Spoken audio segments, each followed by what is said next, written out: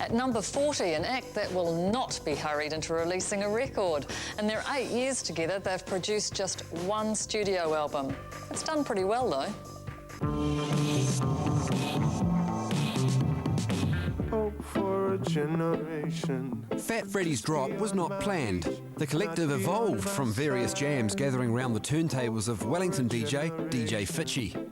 We formed this band, jumped on the road, toured for 2-3 years, put out the odd little boutique, cool little release. The whole live performance of Freddy's is what, what we're all about, really.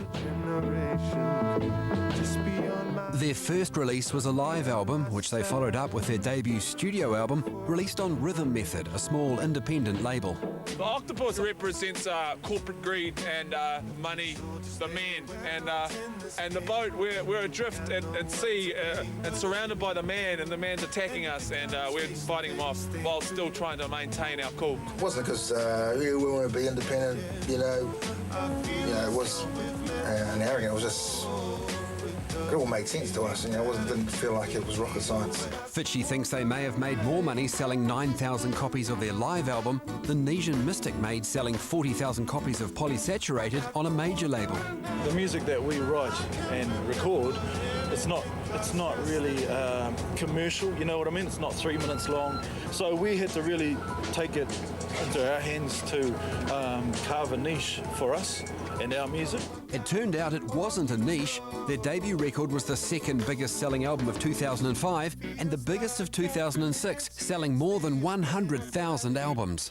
I don't think we're actually doing things any differently to how they were probably doing it in the 70s. I think it's just the fact that we're doing it for ourselves and we're not doing it for a label.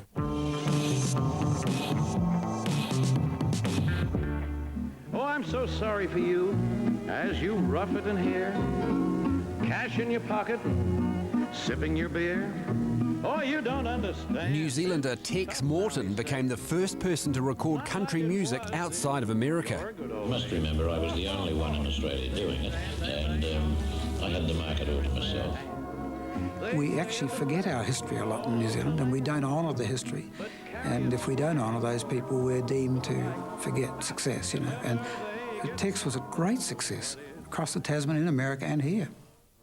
My yodeling sweetheart, it's you that I call. His first recordings were in 1932. But he forgot he'd even made the record, and while travelling around the South Island, he was busking outside a record store when he noticed inside a giant cardboard cutout of himself. He was an Australasian sensation, playing to 50,000 people in Brisbane and outselling Bing Crosby. Morton was the father of Australasian country music. When I was a lad, an old ship was a pup. Over hills and meadows we'd stray. Tex was an all-round entertainer, and Bill Savisi had an odd time recording with him. He was a sharpshooter. He used to fire a .22 pistol. Little .22 bullets were falling out of his pocket all over the floor and all that, and his partners to pick him up.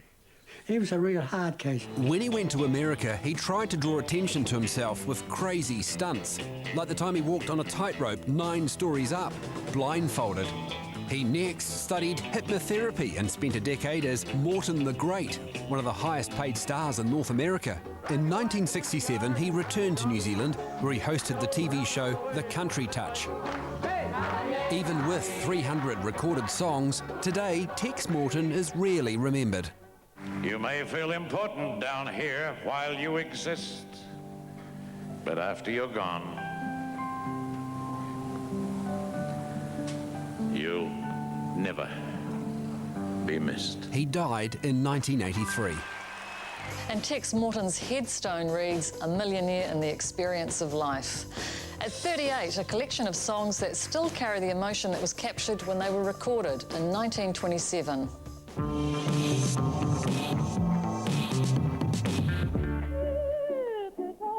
Dean Waratini and his cousin Ana Hato were the first musicians to be recorded and commercially released in New Zealand. The first recordings were done by a travelling recording unit from Parlophone who accompanied the Duke and Duchess of York, that's the current Queen's father and mother. They went to Rotorua And while they were there, the Parlophone crew decided to record Anahato and Dean Waratini, who had been part of a Maori concert troops for tourists there. She had a very distinctively Māori style of singing, which is described as a hotu, which is a little emotional catch in the throat when you're singing, and it's a very, it sounds very emotional.